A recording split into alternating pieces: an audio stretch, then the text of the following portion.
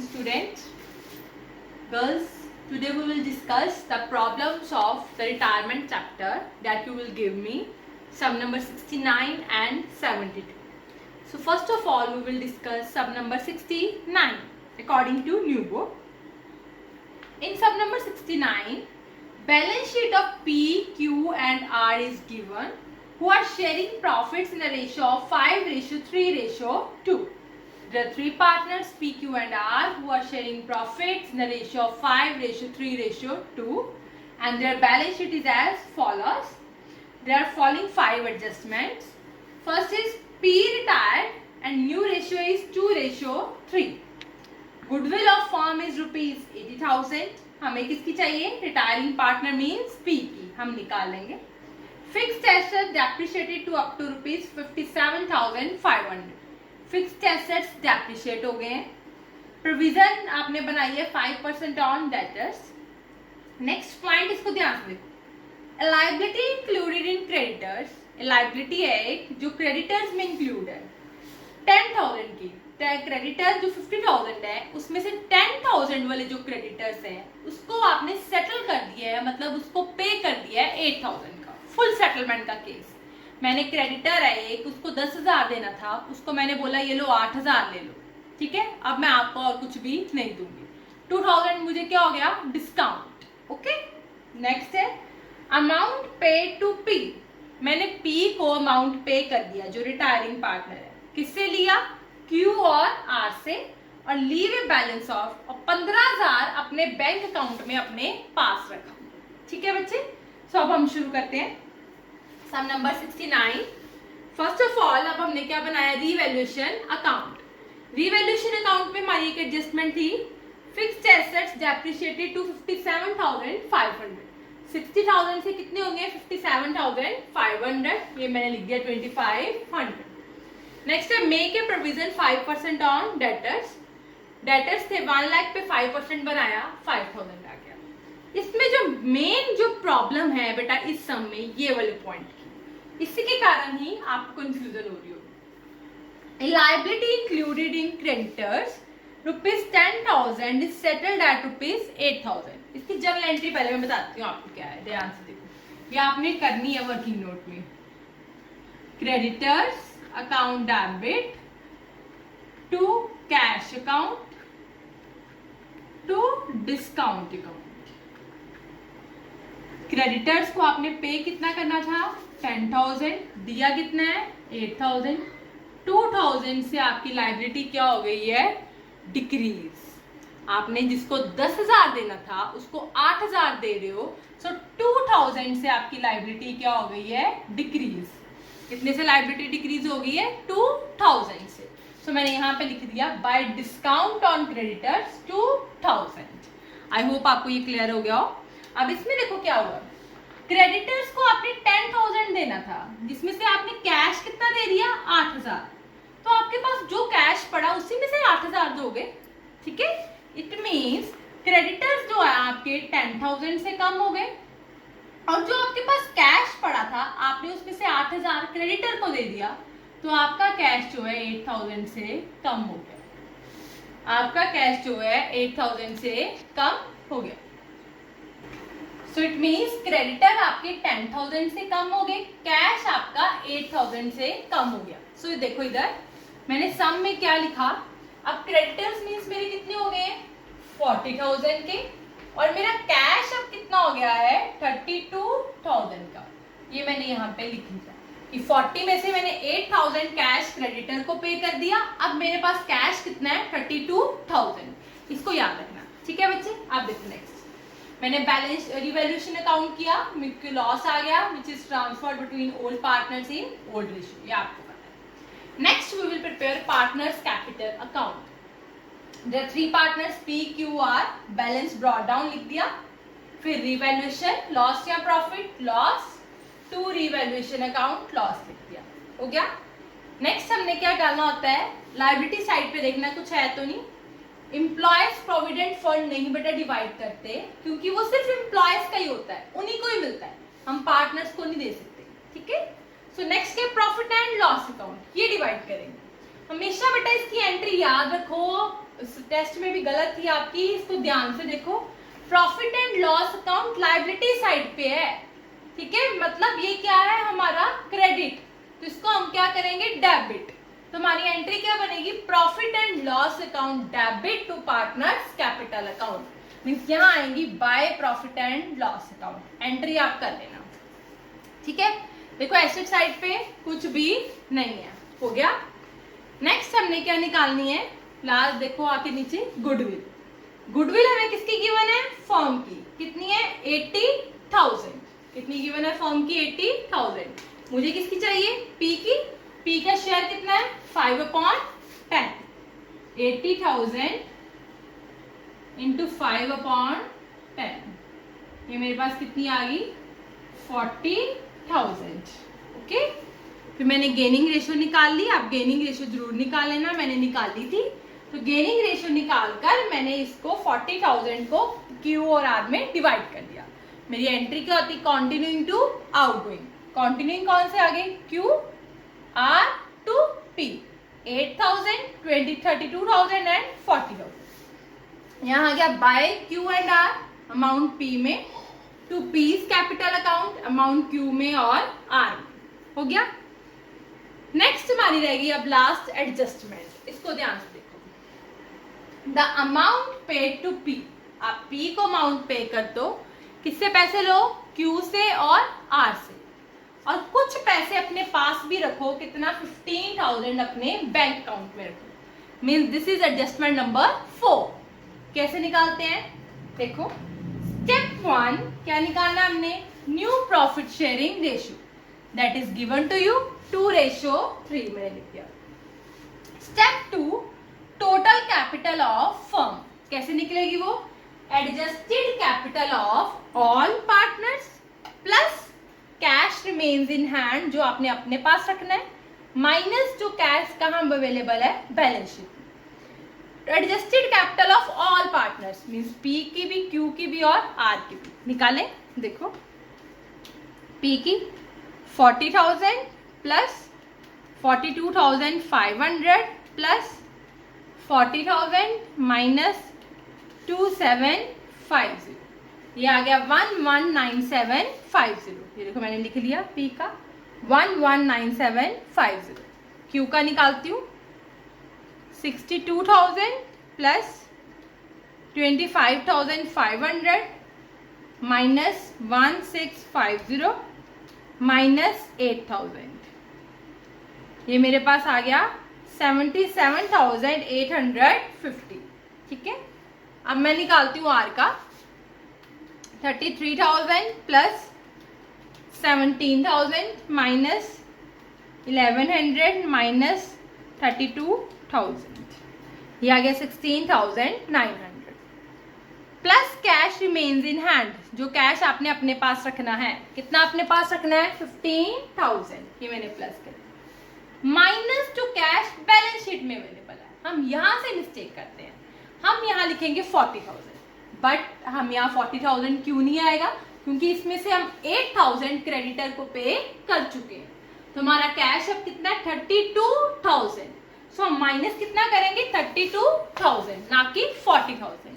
सो इसको हम टोटल करते हैं, देखो 16900 प्लस 119750 प्लस 77850 प्लस 15,000 माइनस 32,000, ये मेरे पास आ गया 197500।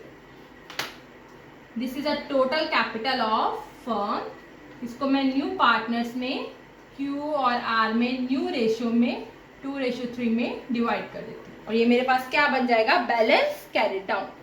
तो करते हैं इंटू 2/5, तो ये आ गया 79,000।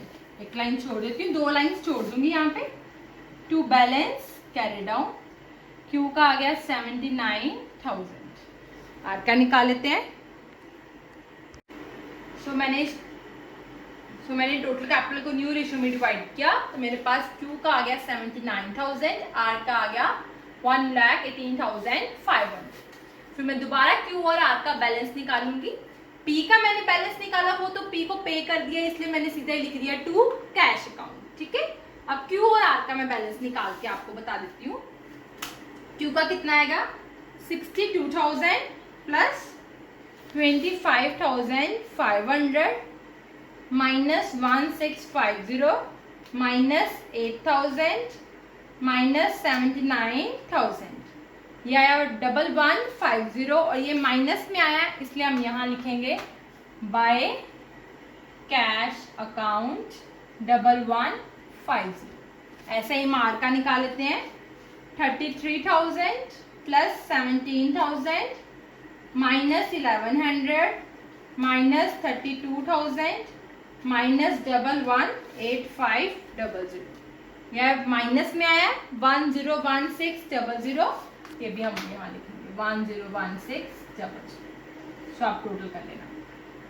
ठीक है गर्ल्स, अब प्लीज इसकी एंट्री जरूर कर लेना। इसकी आई cash account debit to Q's capital to R's capital account, P's capital account debit to cash account. इस वाला कैश हम कैश अकाउंट में प्लस करते हैं, इधर वाला कैश अपने कैश में हम माइनस करते हैं। ठीक है बेटा, सो अब हम बैलेंस शीट बनाते हैं।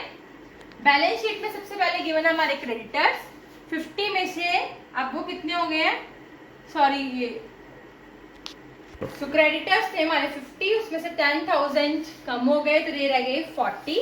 कैपिटल लिखती मैंने क्यू की और आर की, और एम्प्लॉयज प्रोविडेंट फंड ये मेरे पास आ गया। आफ्टर दैट एसेट साइड पे पहले डेटर्स प्रोविजन थी, उसमें से वो माइनस करके 95,000, stock 80,000, fixed asset depreciated. Cash 15,000 आना चाहिए, कैसे आएगा, जितना कैश था मेरे पास, ठीक है, कितना था 40 माइनस 8 कितना था 32,000, मैंने 40 माइनस 8 कर दिया, माइनस ये वाला कैश माइनस जो पे कर दिया, प्लस जो कैश आपने लिया, इन दोनों को प्लस, तो मेरे पास कितना कैश आ गया 15,000।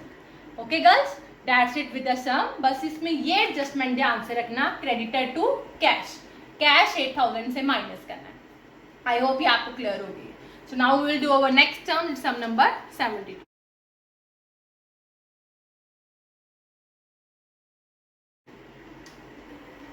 That is sum number 72.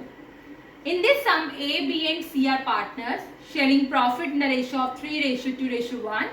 Balance sheet is as follows. P is going to be retired and new profit sharing ratio is 3:2. Machinery revalued. Machinery revalued हुई है. Stock reduced, furniture reduced. Provision of doubtful debts अब 4,000 हो गई. Provision ₹300 made for outstanding repair means increase in liability. Goodwill हमें form के given है। B जो retire हुआ है, सॉरी ये B है, B जो रिटायर हुआ है उसको हमने सारा पे कर दिया है। पैसे किससे लिए हैं, A और C से, और कितना अमाउंट हमने अपने पास रखना है बैंक में 20,000 मीन्स फोर्थ एडजस्टमेंट। ओके, देखो सबसे पहले हम कौन सा अकाउंट बनाएंगे, रीवैल्यूएशन अकाउंट, पर्टिकुलर्स अमाउंट, देखो मशीनरी कितनी होगी 45,000, कितने की थी 42,000, ये वाला अमाउंट देखना है आफ्टर डेप्रिसिएशन, 45,000 हो गई, इंक्रीज हो गई बाय मशीनरी 3,000, स्टॉक 1,000 से रिड्यूस हो गया, ठीक है, stock 1,000, furniture 600 reduce 2 rupees, reduce 2 मतलब अब 600 का हो गया, बाय मतलब इतने से, 2 मतलब अब इतने का हो गया, 1,000 का था अब 600 का हो गया, मींस 400 से फर्नीचर रिड्यूस हो गया। नेक्स्ट है provision of doubtful debts would be ₹4,000, provision थी कितनी पहले 3,000, अब कितनी हो गई है 4,000, 1,000 से आपकी प्रोविजन इंक्रीज हुई है तो इधर, ठीक है, अगर डिक्रीज हुई होती तो इधर आनी थी। Okay, next provision of outstanding repair bill, increase in liability, कहाँ आती है, रिवैल्यूएशन की debit side to outstanding repair bill 300। Okay, मैंने बैलेंस किया तो मेरे पास आ गया profit which is transferred between all partners in old ratio A, B and C। Next हम बनाएंगे बच्चे अपना partners capital account, particulars A, B, C, debit credit जरूर लिखना, डेबिट क्रेडिट हर अकाउंट के बाद आता है डेबिट एंड क्रेडिट, ठीक है, पर्टिकुलर्स ए बी सी। सबसे पहले हम क्या लिखते हैं, बैलेंस ब्रॉट डाउन।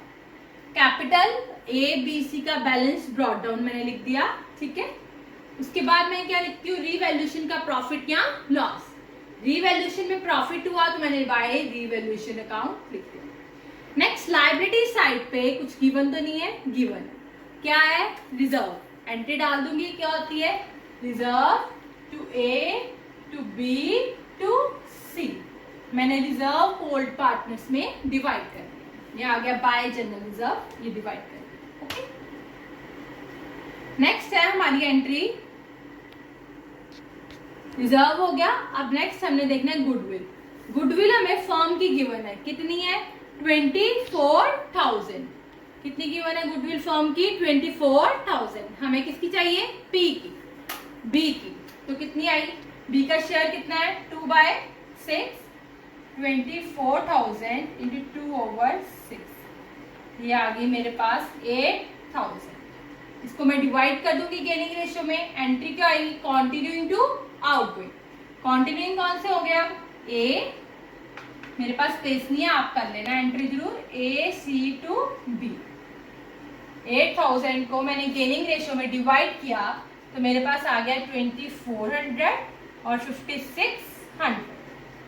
सो मैंने कर लिया टू बी अमाउंट ए में और सी में, by A and C amount B में। यहाँ बेटा हमने एक और चीज गिवन है, मैंने लिखी नहीं, क्यों नहीं लिखी, क्योंकि आपको हाईलाइट करनी थी। यहाँ पे प्रॉफिट्स गिवन है, एक आप एडजस्टमेंट पढ़ना, profits up to date of retirement. कितने गिवन है हमें, 18,000 की रिटायरमेंट क्योंकि हुई है 30 जून को हुई है रिटायरमेंट, ठीक है। 31 मार्च को ईयर एंड हो गया और जनरली रिटायरमेंट 31 मार्च और 31 दिसंबर को होती है ईयर एंडिंग पे, बट अब 30 जून को हुई है, इन बिटवीन 2 मंथ्स उसने ज्यादा काम किए, तो 2 महीने का हमें प्रॉफिट कितना गिवन है, 18,000। और ये जो प्रॉफिट है वो सभी पार्टनर्स का है, ठीक है। सो ये सभी पार्टनर्स में डिवाइड हो गया bye profit and loss account. Old partners में ओल्ड रेशियो में मैंने ये प्रॉफिट्स क्या कर दिया, डिवाइड कर दिया, ठीक है। देखो ये हो गया। अब हम करेंगे अपनी adjustment. Step 1, new profit sharing ratio that is given to you. कितनी रेशियो गिवन है हमें, 3:2। Step 2, total capital of firm कैसे निकालनी है, adjusted capital of all partners plus cash remains in hand minus cash available on balance sheet. मैंने निकाल ली किसकी, ए की, ये plus debit, credit plus debit minus, ये आगे 61750। ऐसे बी की निकाली, ऐसे ही मैंने सी की निकाली। प्लस जो कैश अपने पास रखना है 20,000 माइनस जो कैश बैलेंस शीट में है 40,000। मैंने प्लस किया तो मेरा आ गया 1,483,000। गर्ल्स हमारा क्वेश्चन में जो आपको सब में बुक में सम है उसमें इसका आंसर रॉन्ग है, प्लीज इसको ऐसे करना, ओके। 1,483,000 को मैं न्यू पार्टनर्स मीन्स ए और सी में न्यू रेशियो में डिवाइड कर दूंगी। ये आया मेरा कितना आया, 1,483,000। देखो 1,483,000 इंटू 3/5 या 889 देख बारा करते हैं, 1,483,000 इंटू 3/5 88980।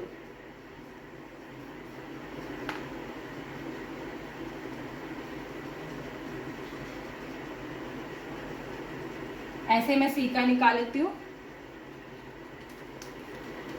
इंटू 2/5 या 59320। ठीक है बेटा, ये हो गया। फिर मैं यहाँ एडजस्टमेंट करूंगी, टू कैश या बाय कैश निकालना है मेरे को।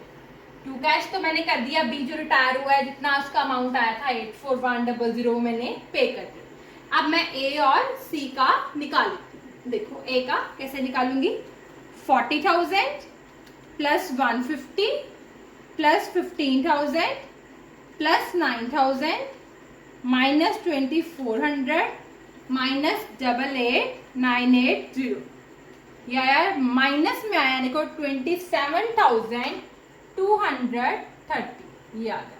ठीक है, नेक्स्ट देखो मैं सी का निकालती हूँ, कितना आया 20,000 plus 50 plus 5,000 plus 3,000 minus 5,600 minus 59320, ये आ गया माइनस में आया 36870।